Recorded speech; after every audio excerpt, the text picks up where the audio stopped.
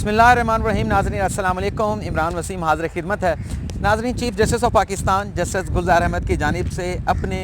दबंग mission का जो है वो ऐलान कर दिया गया है और चीफ़ जस्टिस ऑफ पाकिस्तान ने अपने मिशन का ऐलान करते हुए ये भी कहा है कि उन्हें डर भी लगता है। और नाज़रीन, सोचने की बात यह है कि इंसाफ के सबसे बड़े मनसब पर बैठा हुआ चीफ़ जस्टिस ऑफ पाकिस्तान आखिर उसे किस बात का डर हो सकता है, जो बड़े बड़े फ़ैसले भी करता है, बड़े बड़े केसेस उसके सामने आते हैं, तो उन्हें किस बात का डर है। और चीफ़ जस्टिस ऑफ पाकिस्तान ने जिस मिशन का ऐलान किया है वो अवामी मिशन है। वो मिशन क्या है वो भी आपके साथ शेयर करेंगे और चीफ़ जस्टिस ऑफ पाकिस्तान जो है वो किस बात से खौफज़दा हैं, किस बात से डरते हैं, वो भी आपके साथ शेयर करेंगे। लेकिन आज सुप्रीम कोर्ट ऑफ पाकिस्तान में जस्टिस काजी फ़ाइज़ ईसा केस की समाअत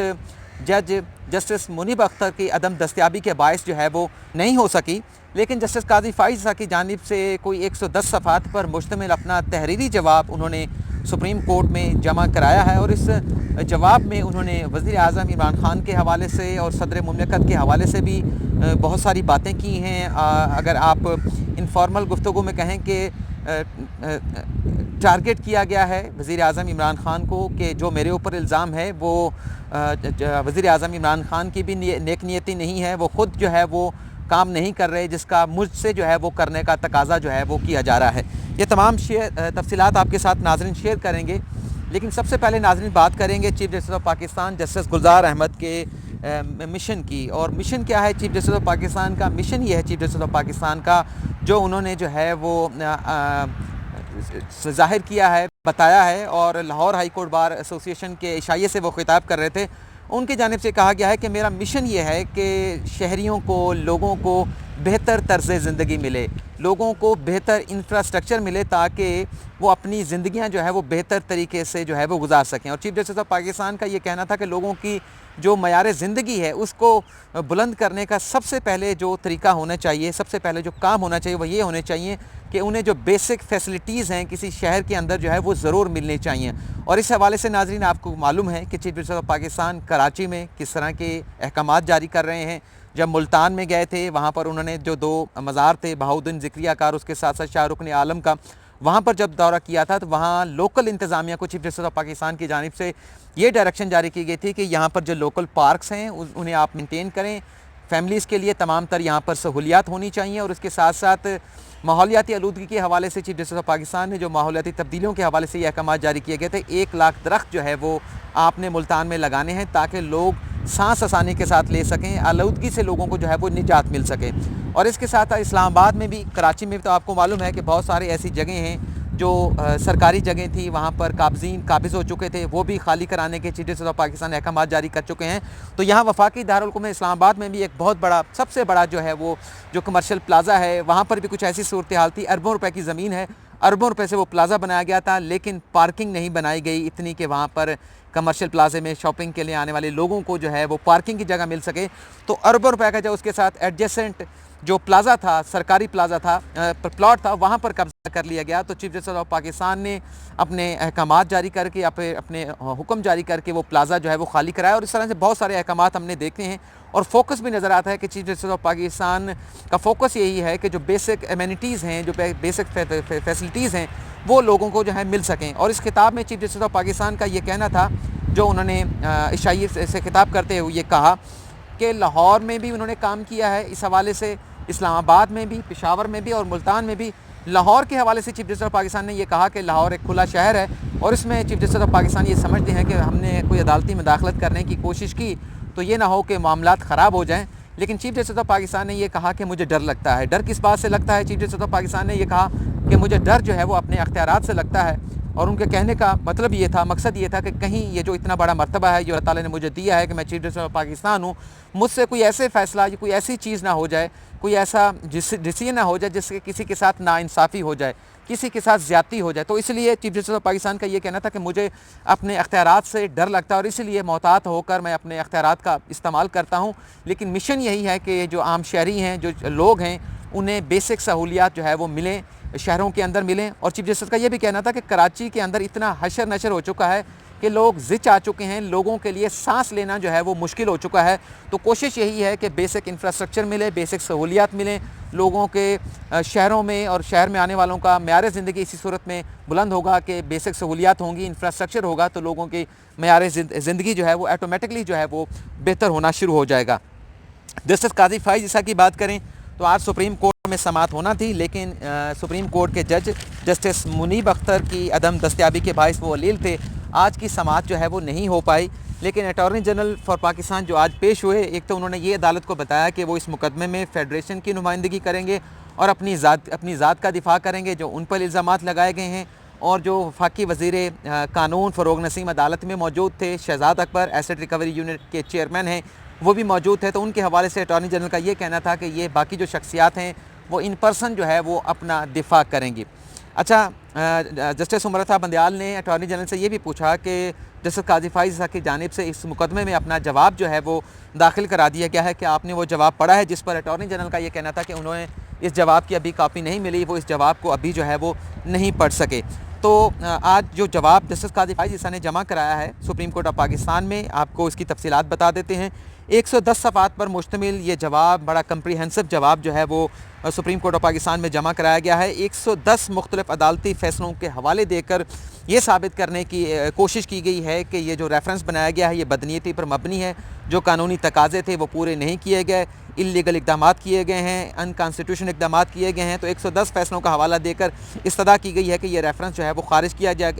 किया जाए। और उसके साथ साथ 197 200 से मतलब 3 कम कानूनी नुकात जो है वो अपने जवाब में जस्टिस काजी फ़ाइज़ ईसा ने उठाए हैं। अच्छा, इसमें वज़ीर आज़म इमरान खान के हवाले से और सदर मुमलिकत के हवाले से जस्टिस काजी फ़ाइज़ ईसा ने क्या बात की है। नाज़रीन, आपको मालूम होगा कि जब ये रेफरेंस दायर हुआ था तो जस्टिस काजी फ़ाइज़ ईसा की जानिब से सदर मुमलिकत को 2 खतूत लिखे गए थे। बाद में ये पता चला कि ये 3 खतूत थे, और उसमें भी जब ये रेफरेंस दायर हुआ था तो उन खतूत में जस्टिस काजी फ़ाइज़ ईसा की जानिब से ये कहा गया था कि आप